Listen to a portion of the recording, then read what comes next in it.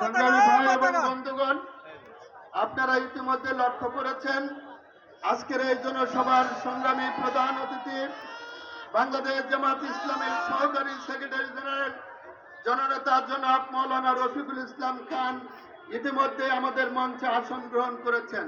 আমি আজকের এই জনসভার পক্ষ থেকে এবং কাজীপুরবাসীর পক্ষ থেকে আমাদের প্রিয় নেতা জনাব রফিকুল ইসলাম খান ভাইকে ধন্যবাদ জানাচ্ছি, শুভেচ্ছা জানাচ্ছি। সংগ্রামী ভাই এবং বন্ধুগণ, আমি বলছিলাম রতনকান্দি ইউনিয়নের 44